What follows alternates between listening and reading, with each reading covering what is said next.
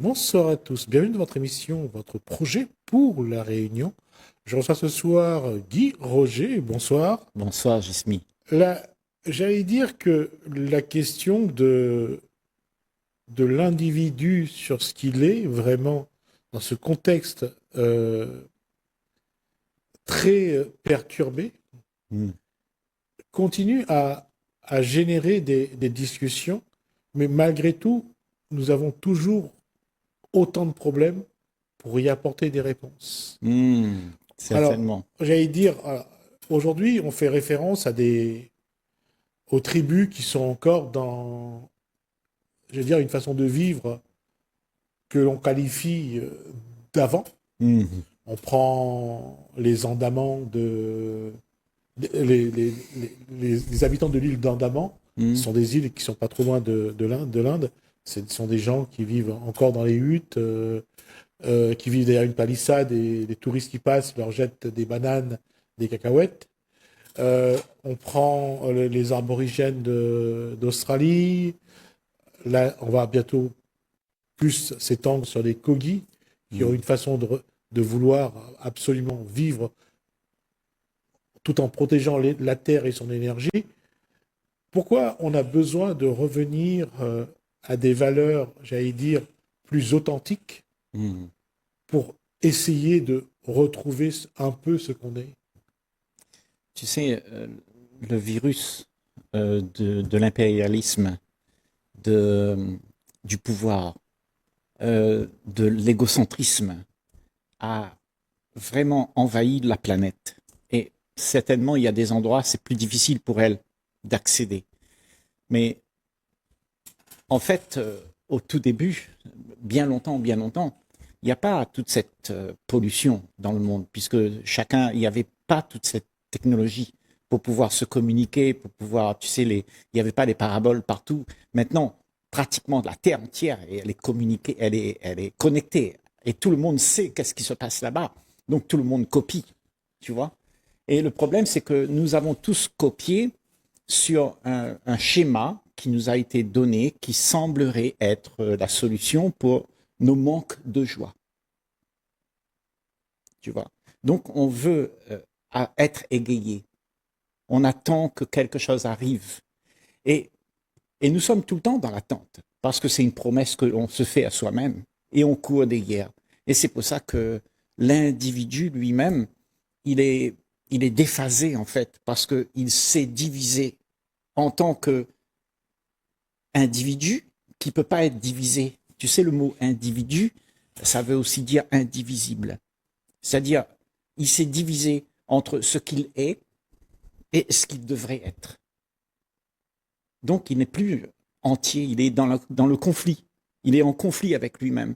Et d'où ce sentiment de mal-être que nous avons pratiquement tous acquis au fil des années et des années et des décennies. On n'a pas cessé, depuis que le monde est monde, de s'inventer des choses parce que ça allait améliorer notre vie, on allait se sentir mieux, on allait être plus heureux. Je parle de l'Égypte Mm. avec la façon de s'habiller, de se maquiller, de, de marquer son rang social. Mm. Depuis l'Égypte à aujourd'hui, cette façon de faire a perduré, Mm. a été répétée.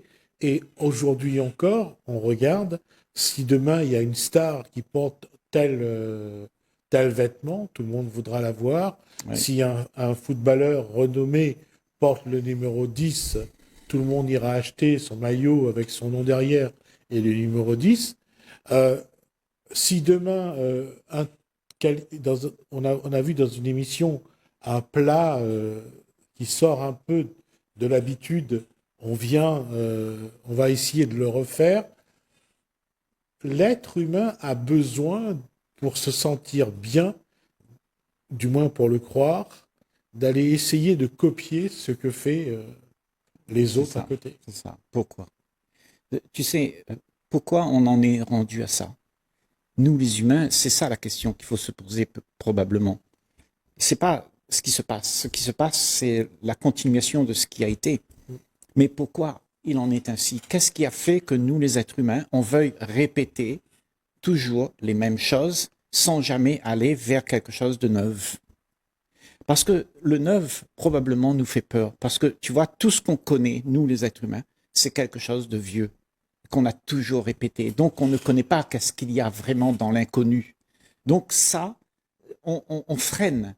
Tu sais, la frontière entre tout ce qui est connu et l'inconnu est probablement, pour la plupart d'entre nous, quelque chose d'interdit. Et ce sont nos peurs qui nous interdisent. On s'interdit d'aller vers quelque chose qu'on ne connaît pas. Donc, tout se fait comme d'habitude. Donc, ça ne dépend pas de toute la masse qui fait ça. La masse, c'est le résultat de ça. Mais ça dépend de l'individu qui comprend que dans quel état il est. Qu'est-ce que sont ses peurs? D'où viennent cette peur qu'il a de ne pas pouvoir aller au-delà de ses sentiers battus? Tu vois? Mais le problème, c'est que au lieu d'essayer d'aller vers ce qu'il est, il va créer des périphériques qui ne sont totalement superficiels, illusoires, mais il va préférer ces périphériques-là à un chemin qui le mène à lui, à lui-même. Et encore une fois, plus ça va, plus le monde tend vers ça, surtout le monde occidental. Certes. Alors que certains pays essayent de protéger son peuple, sa population, de rester dans une évolution modérée. Et ces pays-là, généralement, c'est là où débarquent les puissants, les milliardaires, leur imposent une façon de faire, de vivre comme eux ils veulent. Et ça, on ne peut rien contre. C'est pas qu'on peut rien contre, mais ce système qui s'est produit là, ça veut dire que l'individu qui s'est divisé est devenu ça. Nous sommes nous-mêmes le système. Le système, c'est parce que je veux copier, je veux continuer pareil, et de toutes les générations, aujourd'hui, ce que nous avons, c'est ce qu'il y a.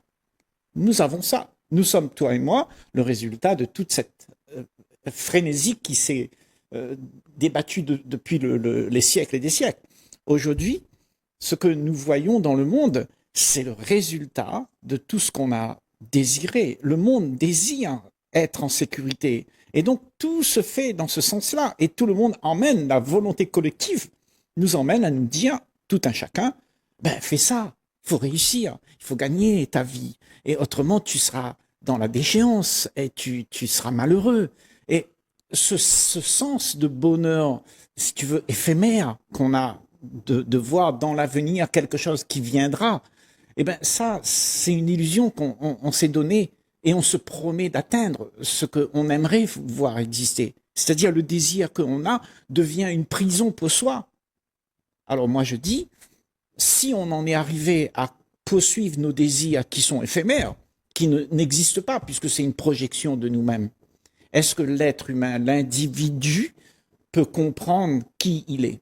C'est-à-dire ce qu'il est, c'est un paquet de mémoire qui poursuit l'espoir. S'il peut comprendre ça, s'il s'assoit un peu et il dit voilà, je suis face à moi-même, je suis en train de désirer d'une vie qui n'existe pas.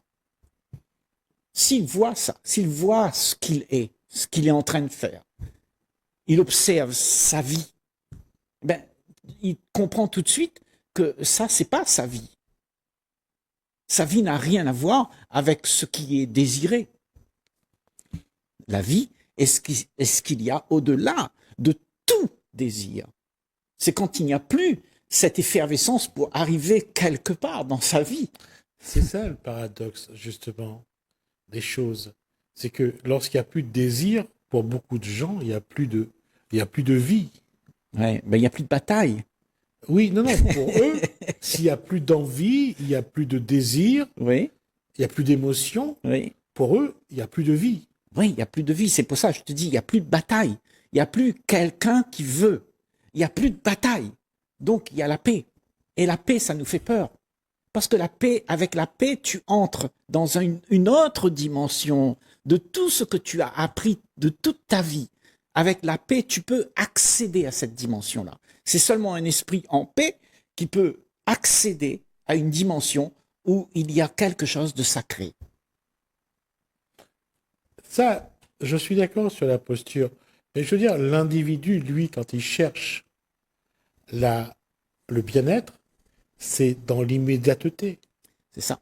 Oui. Il n'aspire pas à dire, je vais prendre le temps qu'il faut pour aller vers quelque chose d'authentique, de valeur, Mm. et je prendrai le temps qu'il faut. Il n'est Oui. pas là-dedans. Bien sûr, parce que tu vois, le fait d'avoir une satisfaction immédiate, ça t'empêche d'être confronté à ce qui est inconnu. Tu es occupé. Tu es tout le temps occupé avec l'immédiateté. Donc tu veux tout le temps être occupé avec tout ce que tu peux gagner. Et ça fait que tu te perds là-dedans. Et en fait, on n'est jamais en paix parce qu'on est tout le temps dans la frénésie de pouvoir faire exister un monde qui soit, qui me distrait en fait, qui m'égaye parce que face à l'inconnu, je suis inquiet. Je regarde les choses et je dis mais qu'est-ce qui va m'arriver? Et je veux pas être là. Je veux juste être là où je me suis donné plein de réconfort pour pouvoir vivre cette vie sans être confronté à moi-même. Parce que ce que tu es, c'est la chose la plus belle que tu peux rencontrer. Mais cette rencontre est rendue pratiquement impossible parce que toute la société nous a dit comment tu dois être. Mais je reviens à ce que nous avons été il y a 50, 60 ans, et je regarde aujourd'hui, donc on va dire 2 ou 3 générations, et je regarde à ce que nous sommes aujourd'hui. C'est vrai que la société a mis en place le chemin à suivre pour être de ce monde, pour être digne de ce monde, pour manger ce qu'ils nous donnent, vêtir comme ils veulent, pour être vraiment des marionnettes que eux ont définies. Ça, je suis d'accord. Mais qu'est-ce qui empêche l'individu aujourd'hui, qui est censé être intelligent, qui est censé avoir un savoir? Qu'est-ce qui l'empêche de s'évader de cette prison qu'on a construite autour de lui? Qu'est-ce qui l'empêche de dire aujourd'hui j'ai envie d'être libre et j'ai envie d'être moi? Parce que quand tu dis qu'il est censé savoir, qu'il est censé être intelligent, cette intelligence qu'il a l'empêche. Parce qu'il croit savoir. Ouais. Tu vois? Et le problème, c'est qu'on ne sait rien. Donc, il faut abandonner tout ce que tu sais pour pouvoir comprendre que ce que tu es là est en train de t'empêcher d'être ce que tu es pour de vrai. Ce que tu es devenu t'empêche d'être ce que tu es pour de vrai. Donc, devenir quelqu'un dans ce monde, c'est la loi de toute la société. La société te demande de devenir quelqu'un. Tu ne peux pas être ce que tu es parce que c'est pas acceptable.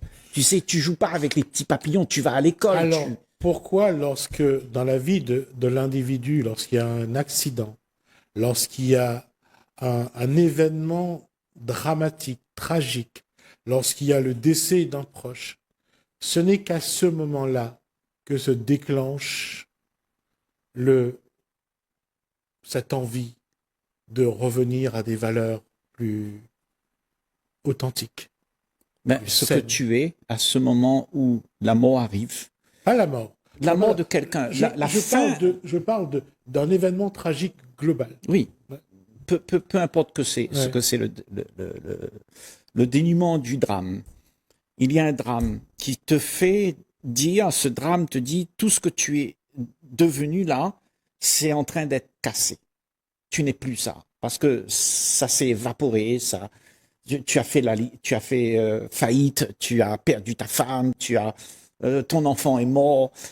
Toutes ces choses, c'est un drame. Et c'est quelque chose qui nous invite à nous arrêter parce que nous n'avons plus quelque chose pour que demain puisse être égayé.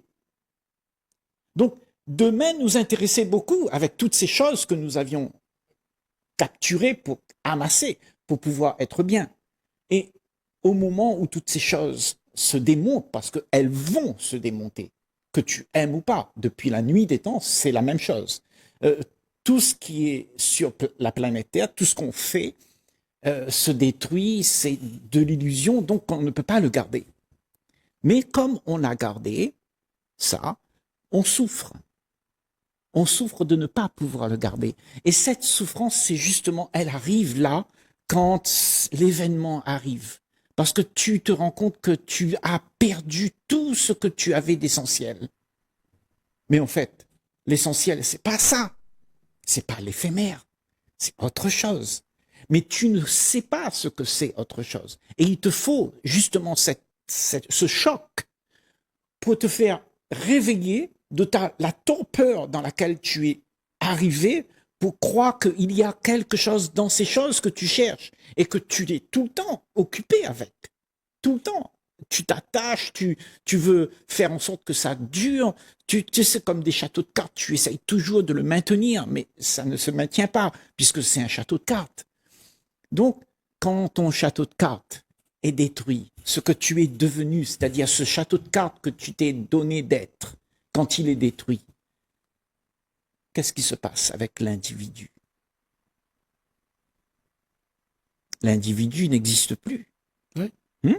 Il y a quelque chose qui est là, présent. Et ça, Ce qu'il est. ça, c'est quelque chose qui est refusé par l'homme, d'accepter d'aller dans cette direction-là, d'accepter d'accueillir cela quand il n'y a plus rien, accepter quand même de l'accueillir. Parce que là-dedans, il y a le trésor. Et on ne connaît pas ce trésor, parce qu'on ne veut pas souffrir. On veut toujours avoir quelque chose à faire. L'esprit est tout le temps occupé. C'est seulement quand l'esprit cesse de faire pour être occupé, pour pouvoir avoir quelque chose de réconfortant, que quelque chose se joue. Mais très peu de gens veulent ça, parce que ça implique que tu n'as plus rien en fait, qu'il n'y a plus demain, il n'y a plus hier, il y a juste là. Tout se passe là. Et si tu restes là, tu vas vivre une floraison. Il y aura quelque chose qui va fleurir. Tu sais, descendre a jailli le phénix. Tu sais, parce que tout est mort, tout a brûlé, et le phénix en est sorti. On dit que la beauté est à voir seulement au prix des cendres. Donc, quand tu as souffert toutes ces choses que tu gardais comme étant vérité, c'est là que tu réalises que tout ce que tu connaissais, c'est parti en fumée, parce que ça n'existe pas. Et ce qui est toujours là ne part pas en fumée, parce que c'est éternel. Et c'est ça, c'est ce rien, c'est tout ce qui reste en fait. C'est tout ce qui reste. C'est ça qui reste. Reste quand même que sur cette posture-là, au moment où on découvre que la seule chose qui existe, c'est ce qui est maintenant, il faut une sacrée volonté personnelle pour tendre vers ça. Oui. Parce que si l'être humain s'étourdit, fait la fête, se crée un paradis artificiel, c'est bien pour éviter d'aller vers ça. C'est ça. Et le monde, l'activité mondaine, nous le montre tous les jours, Gismi. Tout ce que la plupart d'entre nous, on est concerné avec, c'est l'activité mondaine. Pouvoir se goinfrer, pouvoir avoir du plaisir, pouvoir faire des choses, aller en voyage et tout ça. Et ça occupe. Et l'esprit ne peut pas, à ce moment-là, connaître ce que c'est la paix. Et c'est seulement avec la paix que tu peux aller dans cette dimension où là se passe vraiment la vie. C'est dans l'invisible que ça se passe. C'est pas dans ce qui est connu, dans ce que nous voyons avec nos yeux de chair. C'est pas là-dedans que ça se passe. Ça, c'est une illustration de l'invisible. L'invisible nous montre quelque chose. Et ce que nous voyons, nous nous attachons à ce que nous avons compris. Mais c'est l'invisible qui existe. Et c'est ça le paradoxe. Oui. Parce que l'invisible, on ne le voit pas. C'est ça. L'invisible n'est pas visible et l'homme a besoin que les choses... Enfin, dans ce qu'il est au moment où il se dit que l'essentiel est le visible, il va avoir du mal à évoluer vers Ouais. C'est pour ça l'autre que posture. cet invisible ne peut se détecter seulement si l'illusion est débusquée. L'illusion de ce qu'on croit.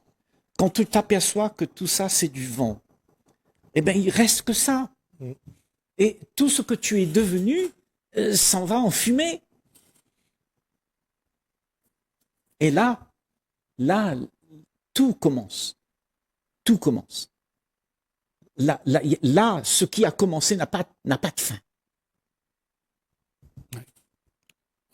On reviendra là-dessus, ce sera la dernière émission de l'année la prochaine fois, qu'on se verra pour continuer là-dessus, justement pour savoir que à quel point l'invisible doit devenir visible pour que l'individu puisse aller vers lui-même. D'accord. On a encore une autre émission seulement? Alors, il restera encore une émission. Je peux redire une petite chose maintenant, parce que en fait, bon, je le fais en avance, mais le 11 janvier, il y aura un événement où je fais une conférence, en fait, au vieux château, au vieux domaine à la Ravinée-Cabri. Donc, mais on va le redire on le redira la prochaine fois. On va le faire plus. Voilà. D'accord. Merci Guy Roger. Merci à vous de nous avoir suivis. Merci François, merci Alain. Je vous dis à bientôt.